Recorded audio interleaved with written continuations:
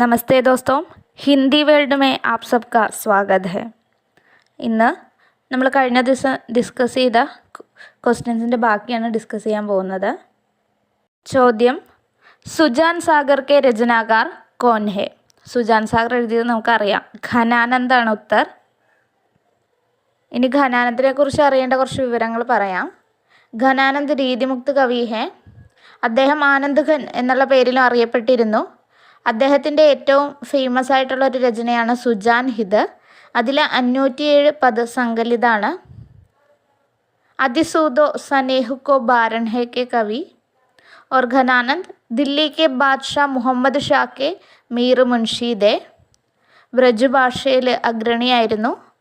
उनके रचनाओं में सुजान सागर विरह लीला, कृपाकांड निबंध, रसकेलिवल्ली आदि प्रमुख है. ലോക് ഹേ ലാഗി കവിത്വ ബനാവത്, മോഹിൻ തൗ മോർ കവിത്വ ബനാവത്. ഇതൊരു ഫേമസ് ആയിട്ടുള്ള വരിയാണ്. അത് എഴുതിയേക്കുന്നത് ഘനാനന്ദാണ്. അടുത്ത ചോദ്യം, ഗംഗാറാം ജ്യോതിഷി കെ അനുരോധ് പർ തുളസീദാസിനെ കിസ് ഗ്രന്ഥ കി രചന കി ഹെ? എൻ്റെ ഉത്തരം രാമാഗ്യ പ്രശ്നമാണ്. ഇത് കഴിഞ്ഞ ദിവസം നമ്മൾ ഡിസ്കസ് ചെയ്തപ്പോൾ പറഞ്ഞിരുന്നു, തുളസീദാസിനെ കുറിച്ച് പറഞ്ഞപ്പോൾ. അപ്പോൾ നമുക്ക് അടുത്ത ചോദ്യത്തിലോട്ട് കടക്കാം. ഭൂഷൺ കോ കവി ഭൂഷൺ की उपाधि किसने दी? उत्तर രാജാ രുദ്ര. ഭൂഷണിനെ കുറിച്ച് അറിഞ്ഞിരിക്കേണ്ട കുറച്ച് പോയിൻറ്റ്സ് ആണ്. ഭൂഷൺ രീതിബദ്ധ ആചാര്യ കവി ഹെ, കവിത്വ के कवि है भूषण, भूषण के आश्रयदाता है छत्रपति शिवाजी, शाहूजी, രാജാ ഛത്രസാൽ. ഭൂഷൺ കോ കവി ഭൂഷൺ की ഉപാധി നൽകിയത് രാജാ രുദ്രസാഹ് അഥവാ സോലങ്കി രാജ. ഭൂഷൺ के शिवभावनी में छत्रपति शिवाजी की वीरता का बखान है. ഇന്ദ്രജിമി ജംബു പർ എന്ന് തുടങ്ങുന്ന വരി ഫേമസ് ആണ്, അത് ഭൂഷണിൻ്റെയാണ്. ഭൂഷൺ की രചനാ പദ്ധതി മുക്തക് പദ്ധതിയാണ്. ശിവരാജ് ഭൂഷൺ, ഛത്രസാൽ ദശക് ഓർ ശിവഭാവനി, ഈ 3 രചനകളാണ് ഉപലബ്ധമായിട്ടുള്ളത്. ശിവരാജ് ഭൂഷൺ में अलंकार, छत्रसाल दशक में छत्रसाल बुंदेले के पराक्रम, दानशीलता और शिवभावनी में छत्रपति शिवाजी महाराज के गुणों का वर्णन किया गया है. അടുത്ത ചോദ്യം, किस ग्रंथ में कबीरदास के आविर्भाव काल का उल्लेख मिलता है? उत्तर കബീർ ചരിത്രബോധ്. കബീർദാസുമായി ബന്ധപ്പെട്ട് ഒരുപാട് കാര്യങ്ങൾ നിങ്ങൾക്ക് അറിയാമായിരിക്കും, എങ്കിലും കേട്ടുകൊള്ളുക. कबीरदास निर्गुण ज्ञानाश्रयी भक्तिधारे के कवि हैं, यानी संत काव्यधारा के प्रतिनिधि कवि. उनका जन्म काशी में हुआ और मृत्यु मगहर, उत्तर प्रदेश के मगहर में. गुरु का नाम है रामानंद. ये सिकंदर लोधी के समकालीन थे. ഭാഷ സതുക്കടി യാ പഞ്ചമേൽ ഖിച്ചടി.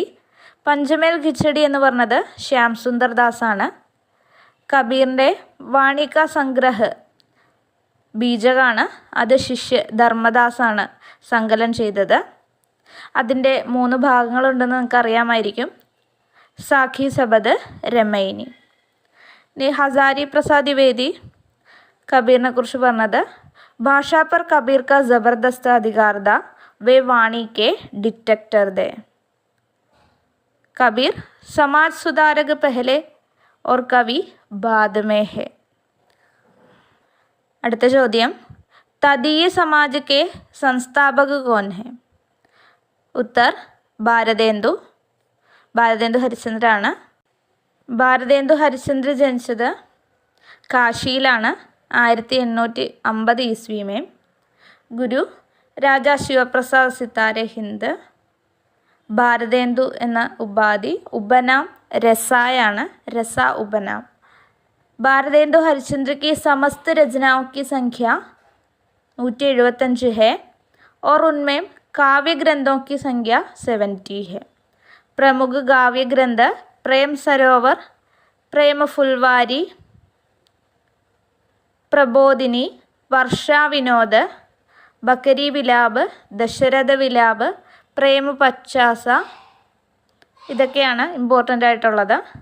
ഭാരതേന്ദു ഹരിശ്ചന്ദ്ര കെ പിത ഗോപാൽ ചന്ദ്ര ആണ്, അദ്ദേഹവും കവിയായിരുന്നു. ആധുനിക ഹിന്ദി സാഹിത്യ के जनक के रूप में भी भारतेंदु हरिश्चंद्र जाने जाते हैं.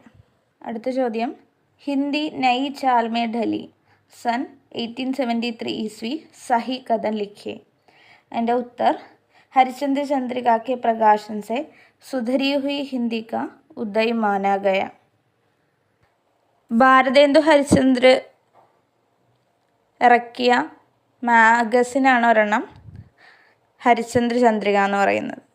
അപ്പോൾ അദ്ദേഹം ഇറക്കിയ മറ്റു മാഗസിൻസും കൂടെ നമുക്ക് പരിചയപ്പെടാം. 1867 കവിവചൻ സുധ പബ്ലിഷ് ആകുന്നത്. ജിസ്കാ മൂൽ വാക്യത അബധർമ്മ ഛൂട്ടെ സത്വ നിജ് ഭാരത് ഗഹെ. പിന്നെ ഭാരതേന്ദുജി ഇറക്കിയ മറ്റു മാഗസിൻസാണ് കവിവചൻ സുധ, ഹരിശ്ചന്ദ്ര മാഗസിൻ, ബാലബോധിനി.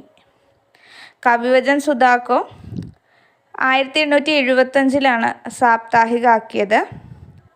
പക്ഷേ അതിനുശേഷം 1885 ഇത് നിർത്തേണ്ടി വന്നു. പിന്നെ 1873 ഭാരതേന്ദു ഹരിശ്ചന്ദ്ര മാഗസിൻ, അത് മാസിക പത്രികയാണ്, അത് പബ്ലിഷ് ചെയ്യുന്നു. അതിനെ 1873 പേരിന് മാറ്റം വരുത്തി ഹരിശ്ചന്ദ്ര ചന്ദ്രിക എന്നാക്കി മാറ്റി. ഹിന്ദി നई चाल में ढली सन 1873 ईस्वी. അപ്പോൾ ഇത് ആ ക്വസ്റ്റ്യൻ ഉണ്ടായിരുന്ന അതേ വരിയാണ്. ഇത് ഭാരതേന്ദു ഹരിശ്ചന്ദ്ര ഏതിലാണ് അത് ഉൾക്കൊള്ളിച്ചതെന്ന് ചോദിച്ചാൽ കാലചക്ര എന്ന് പറയുന്നതിലാണ് അദ്ദേഹം ഇത് ഉൾക്കൊള്ളിച്ചത്. അടുത്ത ചോദ്യം നോക്കാം. ജയശങ്കർ പ്രസാദ് കൃത് കാമായനി കാ ദൂസരാ സർഗ കോൺസാ ഹെ. ഉത്തർ, ആശ. ജയശങ്കർ പ്രസാദിനെ കുറിച്ച് അറിഞ്ഞിരിക്കേണ്ട കുറച്ച് കാര്യങ്ങൾ ഉൾക്കൊള്ളിക്കുകയാണ്. അദ്ദേഹത്തിൻ്റെ ജനന മരണം 1889, 1937. അദ്ദേഹം ഛായാവാദ യുഗിലെ മഹത്വപൂർണ്ണമായിട്ടുള്ള ഒരു കവിയാണ്. നമുക്കറിയാം, ഛായാവാദ് കെ 4 സ്തംഭോं में एक है. അദ്ദേഹത്തിൻ്റെ രചനകളാണ് ഉർവശി, വനമിലൻ, കാനൻ കുസും, പ്രേം പതിക, ചിത്രാധാർ, झरना, आंसू आदि. प्रसाद की घड़ी बोली कविताओं का प्रथम संग्रहമാണ് कानन कुसुम. जयशंकर प्रसाद की अंतिम कृति है कामायनी. പ്രസാദിനെ ഛായാവാദിൻ്റെ പ്രവർത്തകൻ എന്ന് പറഞ്ഞത് ഇലാചന്ദ്ര ജോഷിയാണ്.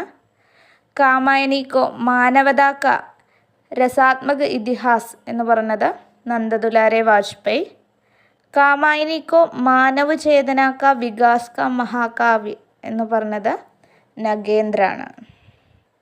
അടുത്ത ചോദ്യം, ആചാര്യ രാമചന്ദ്ര ശുക്ല ആധുനിക ഗദ്യ സാഹിത്യ की परंपरा का प्रवर्तन किस विधा से मानते हैं.